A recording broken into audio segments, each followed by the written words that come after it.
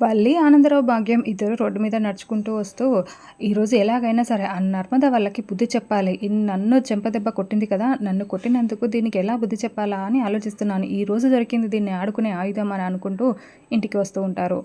ఇంకా అయితే అంతకుముందు ఏం జరుగుతుందంటే సాగర్‌కి గవర్నమెంట్ జాబ్ వచ్చి ఉంటుంది కదా! ఆఫీసర్ దగ్గరికి వల్లి, భాగ్యం, ఆనందరావు ముగ్గురు కూడా వేషం వేసుకొని అక్కడికి వెళ్ళి తన దగ్గర ఒక ఏదో పేపర్ తీసుకొని అన్నీ చెక్ చేసి ఉండి ఉంటారు. అంటే సాగర్‌కి డబ్బు కట్టడం వల్ల జాబ్ వచ్చింది అని లంచం ఇచ్చి జాబ్ తెచ్చుకున్నాడనే విషయం తెలుసుకొని వాళ్ళు ఇంటికొచ్చి గొడవ చేయడానికి అలా వస్తూ ఉంటారు.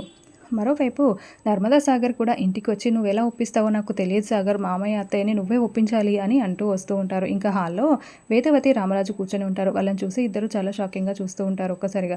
ఇంకప్పుడే రామరాజు "ఏమైందమ్మా?" అని అడుగుతూ ఉంటే, "అది మామయ్య గారు" అని నర్మద అంటూ ఉంటే, ఇంకా సాగర్ "అది నాన్న, నాకు గవర్నమెంట్ జాబ్ వచ్చిందని నర్మద వాళ్ళ నాన్న చిన్న పార్టీ అరేంజ్ చేశారు. మేము వెళ్ళాలనుకుంటున్నాము" అని చెప్తూ ఉంటే, అప్పుడే వల్లి వాళ్ళు లోపలికొచ్చి "ఏందయ్యా ఏం మాట్లాడుతున్నావు? ఏం పార్టీలు? ఎక్కడి జాబులు? పార్టీలు అవి ఇవని ఏవేవో మాట్లాడుతున్నావు. అసలు ఏం జాబ్ ఎక్కడిది నీకు?" అది ఇది అని చెప్పి వల్లి అరుస్తూ ఉంటుంది. "ఏమైందమ్మా?" అని రామరాజు అడుగుతూ ఉంటే, "మామయ్య" అని ఏదో చెప్పబోతూ ఉంటుంది. మరి వల్లి సాగర్‌కి జాబ్ వచ్చింది లంచం ఇవ్వడం వల్ల అన్న నిజాన్ని చెప్పేస్తుందా? మరేం జరగబోతోంది? వచ్చే ఎపిసోడ్‌లో తెలుసుకుందాం. Thank you for watching.